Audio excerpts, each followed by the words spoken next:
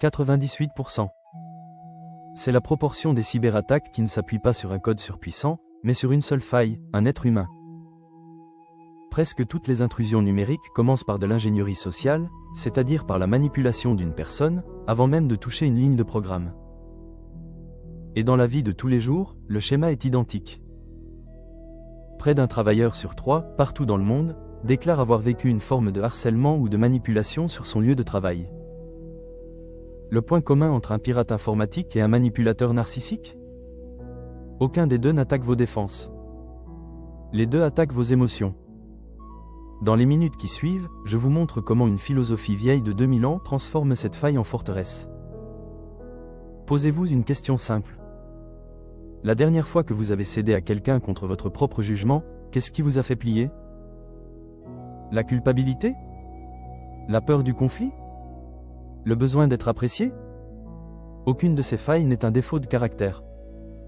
C'est de la mécanique humaine de base, et c'est exactement ce que les manipulateurs, qu'ils portent un costume de cadre dirigeant, qu'ils se cachent derrière un écran ou qu'ils partagent votre quotidien, savent exploiter avec une précision chirurgicale.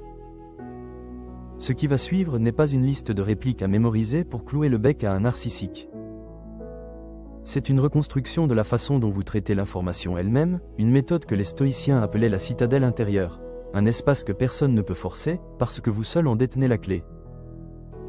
Et comme toute méthode de défense sérieuse, elle commence par comprendre précisément comment l'attaque fonctionne, avant de chercher à s'en protéger. Voici ce que peu de gens comprennent, la manipulation psychologique et le piratage informatique suivent exactement le même protocole. Un rapport de sécurité publié en 2025 le formule sans détour, presque toutes les cyberattaques, dans une proportion proche de 98%, reposent sur l'ingénierie sociale. Le pirate n'attaque pas un pare-feu, il attaque la confiance, l'urgence ou la peur d'une personne pour qu'elle lui ouvre la porte elle-même. Le rapport Verizon sur les violations de données va plus loin. Environ 60% des brèches impliquent une erreur humaine ou une manipulation directe, pas une faille technique.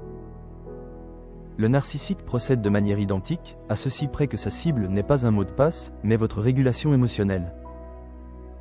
La méthode comporte généralement 3 phases reconnaissables. La première, c'est l'idéalisation. Une attention soudaine, presque excessive. Vous êtes désigné comme spécial, différent, enfin compris. Cette phase crée un attachement rapide, exactement comme un courriel d'hameçonnage imite une autorité de confiance pour gagner votre clic en quelques secondes. La deuxième phase, c'est la dévaluation. Les critiques apparaissent, voilées d'abord, puis explicites. Votre perception de la réalité commence à être contestée. Tu exagères, ça ne s'est jamais passé comme ça, tu es trop sensible. C'est ce qu'on appelle le forçage de la réalité. L'objectif n'est pas de vous convaincre, mais de vous rendre dépendant du jugement de l'autre pour valider le vôtre. La troisième phase, c'est le contrôle intermittent. Des moments de chaleur reviennent, juste assez pour entretenir l'espoir, jamais assez pour rétablir la confiance. Les psychologues comportementalistes appellent cela un renforcement intermittent, le même mécanisme qui rend les machines à sous-addictives. Vous restez accroché non pas malgré l'incertitude, mais à cause d'elle. Si ce schéma vous rappelle une relation, un supérieur hiérarchique ou même un échange en ligne récent, ce n'est pas une coïncidence. Entre 1 et 6% de la population présenterait des traits de personnalité narcissique suffisamment marqués pour être cliniquement significatifs selon les classifications psychiatriques actuelles. Une minorité, certes, mais une minorité qui sait précisément où chercher la prise. Et les leviers utilisés sont, là encore, identiques d'un domaine à l'autre. En sécurité informatique, on en recense 4 principaux. L'urgence, qui pousse à agir avant de réfléchir. L'autorité, qui désamorce le doute en invoquant un titre ou une fonction. La preuve sociale, qui fait croire que tout le monde a déjà validé la démarche. Et la rareté, qui crée la peur de manquer une occasion unique. Un manipulateur narcissique active exactement ces 4 mêmes ressorts dans une conversation. L'urgence devient un ultimatum émotionnel. Si tu m'aimais vraiment, tu déciderais maintenant. L'autorité devient une posture de supériorité morale ou intellectuelle qui décourage toute contestation. La preuve sociale devient l'isolement progressif, par des phrases comme « tout le monde trouve que tu réagis mal », qui vous coupe de tout point de comparaison extérieur. Et la rareté devient la peur de perdre une relation, une opportunité professionnelle ou une approbation que vous croyez impossible à retrouver ailleurs. Imaginez une scène banale. Un collègue, charmant en réunion, vous confie en privé un projet en expliquant que vous êtes la seule personne assez compétente pour le sauver dans les délais. Quelques semaines plus tard, ce même collègue minimise publiquement votre contribution devant la direction, puis vous adresse un message chaleureux le soir même, comme si rien ne s'était passé. Pris isolément, chaque épisode semble anodin. Mis côte à côte, il dessine exactement le cycle idéalisation, d'évaluation, contrôle intermittent décrit plus haut. La plupart des personnes concernées ne remarquent jamais ce motif en train de se former, parce qu'elles analysent chaque épisode séparément, jamais comme un ensemble cohérent. Les stoïciens ont identifié, des siècles avant la psychologie moderne, la racine exacte de notre vulnérabilité. Épictète l'a formulée en une phrase qui tient lieu de doctrine entière. Certaines choses dépendent de nous, d'autres non. Nos jugements, nos désirs, nos réactions nous appartiennent. Le comportement d'autrui, son opinion, ses manœuvres, non. Cette distinction n'est pas une formule de développement personnel. C'est une arme défensive. Pourquoi ? Parce que toute manipulation a besoin d'un point d'ancrage à l'intérieur de vous pour fonctionner. La personne qui manipule ne peut pas vous faire ressentir de la culpabilité si vous n'accordez pas à son jugement le pouvoir de définir votre valeur. Elle ne peut pas vous faire douter de votre perception si vous ne placez pas votre stabilité intérieure entre ses mains. Marc Aurèle décrit cet espace intérieur comme une citadelle. Dans ses carnets personnels, il revient sans cesse sur cette image. Peu importe ce qui survient à l'extérieur, l'esprit conserve la capacité de se retirer dans cette forteresse et d'y rester inviolé. Ce n'est pas de l'indifférence froide. C'est un refus stratégique de laisser le jugement d'un tiers devenir l'arbitre de votre réalité. Le détachement stoïcien, mal compris, ressemble à de la résignation. Bien compris, c'est exactement l'inverse. C'est l'acte de reprendre l'autorité que vous aviez, sans le savoir, déléguée à quelqu'un d'autre. Une personnalité narcissique a besoin de votre réaction pour exister, parce que son identité entière repose sur le regard extérieur.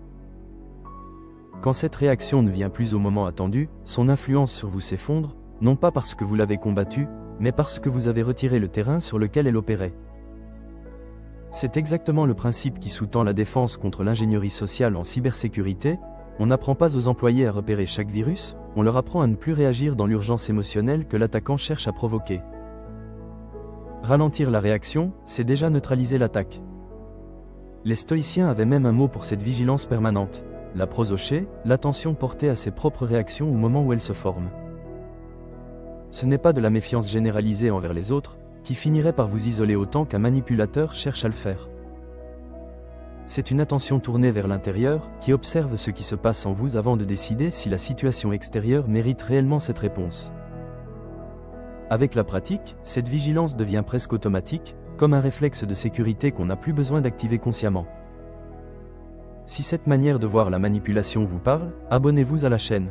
Chaque semaine, j'y développe une méthode stoïcienne concrète pour reprendre le contrôle de votre esprit face aux pressions du quotidien. Et si vous avez déjà reconnu l'une des 3 phases que je viens de décrire, dites-le moi en commentaire, sans donner de détails identifiables, simplement pour que d'autres sachent qu'ils ne sont pas seuls à avoir traversé ce schéma. La théorie ne protège personne. Voici 3 pratiques que les stoïciens utilisaient eux-mêmes, transposées à la manipulation moderne. La première, c'est la prémédiation des mots. Sénèque conseillait d'anticiper mentalement les scénarios difficiles avant qu'ils ne surviennent, pour ne jamais être pris au dépourvu. Concrètement, avant un échange que vous savez délicat, posez-vous la question suivante. Si cette personne tente de retourner la situation contre moi, qu'est-ce qui dépend de moi dans ce moment précis ? La réponse est presque toujours la même, ma réaction, mon ton, ma décision de poursuivre ou non la conversation. Rien d'autre. Le simple fait d'avoir anticipé la tactique lui retire son effet de surprise, qui constitue sa principale source de puissance. La deuxième pratique, c'est la pause du jugement, ce que les stoïciens appelaient suspendre l'assentiment. Face à une accusation, une critique ou une remarque destinée à vous déstabiliser, l'instinct est de répondre immédiatement pour se défendre ou se justifier. Cette réponse immédiate, c'est précisément ce que l'attaque cherche à provoquer. La pratique consiste à introduire un espace, même de quelques secondes, entre le stimulus et la réponse. Demandez-vous, est-ce un fait vérifiable, ou une interprétation que cette personne cherche à m'imposer ? Cette seconde de distance suffit souvent à désamorcer une tentative de manipulation, parce qu'elle prive l'autre de la réaction instantanée sur laquelle elle comptait. La troisième pratique, c'est ce que les stoïciens nommaient la vue d'en haut. Marc Aurèle s'imaginait observer les affaires humaines depuis une grande distance, pour en mesurer la véritable proportion. Appliquée à une relation toxique, cette pratique consiste à se demander, dans 5 ans, cette personne occupera-t-elle encore une place dans ma vie ? Si la réponse est non, alors l'énergie émotionnelle que vous lui consacrez aujourd'hui est disproportionnée par rapport à son importance réelle. Cette mise en perspective n'efface pas la difficulté, mais elle la replace à sa juste échelle, ce qui suffit souvent à rendre la manipulation visible pour ce qu'elle est, une tentative, pas une vérité. Reprenons l'exemple du collègue évoqué plus haut, et appliquons les 3 pratiques dans l'ordre. Avant la réunion suivante, la prémédiation des mots vous amène à anticiper, s'il minimise à nouveau ma contribution devant la direction, la seule chose qui dépendra de moi sera ma réponse, pas son comportement. Pendant la réunion, s'il le fait effectivement, la suspension de l'assentiment vous évite de répliquer à chaud. Vous notez le fait, sans l'interpréter immédiatement comme une trahison personnelle, et vous choisissez le moment et le cadre de votre réponse plutôt que de la laisser jaillir sous le coup de l'émotion. Le soir, lorsque le message chaleureux arrive comme si rien ne s'était passé, la vue d'en haut vous permet de mesurer ce que cette relation professionnelle représente réellement dans la trajectoire de votre carrière, et d'agir, le lendemain, en fonction de cette mesure plutôt que de l'émotion du moment.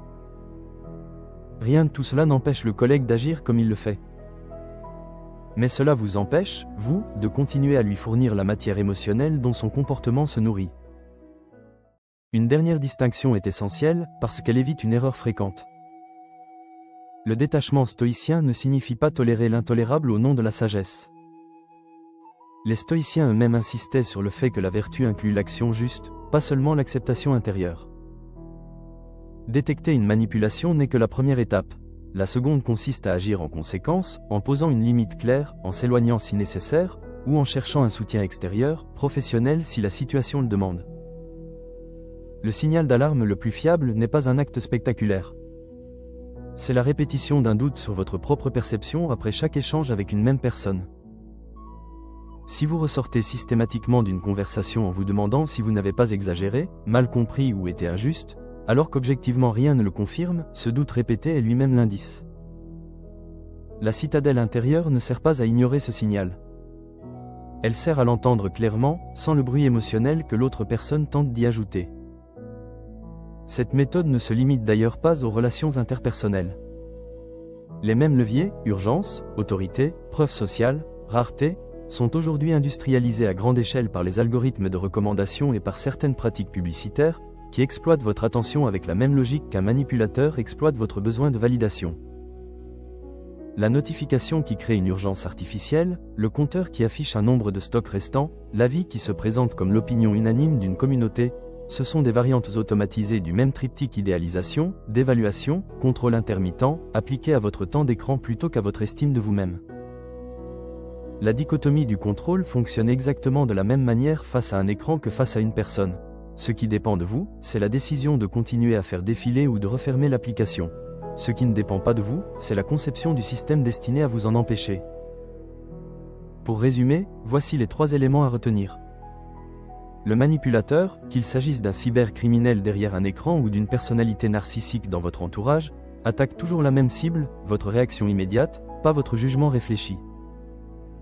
Les chiffres sur les cyberattaques le démontrent dans le monde numérique. Les statistiques sur le harcèlement au travail le confirment dans le monde humain. Dans les 2 cas, ce n'est jamais une faiblesse technique qui cède en premier, c'est une émotion exploitée. La dichotomie du contrôle, héritée d'Épictète, n'est pas une posture philosophique abstraite. C'est l'outil pratique qui sépare ce qui mérite votre énergie de ce qui ne fait que la consommer. Et les 3 pratiques que nous avons vues, anticiper, suspendre le jugement, prendre de la hauteur, ne demandent aucun équipement, aucune formation longue, seulement une discipline répétée. C'est précisément ce que les stoïciens entendaient par vivre selon la raison, non pas l'absence d'émotion, mais le refus de laisser une émotion provoquée par un autre décider à votre place. Si cette vidéo vous a apporté un éclairage utile, le geste le plus simple pour soutenir cette chaîne, c'est de vous abonner et d'activer la cloche, pour ne manquer aucune des prochaines méthodes stoïciennes que je prépare. Rien de ce que nous avons vu aujourd'hui ne demande de devenir froid ou indifférent aux autres. Il s'agit plutôt de choisir consciemment où va votre énergie émotionnelle, plutôt que de la laisser capter par quiconque s'est appuyé sur les bons leviers. C'est, au fond, la promesse la plus simple et la plus exigeante du stoïcisme, non pas contrôler le monde extérieur, qui ne vous appartient pas, mais devenir enfin le seul propriétaire de votre esprit. Merci d'avoir pris ce temps pour vous, et à très vite.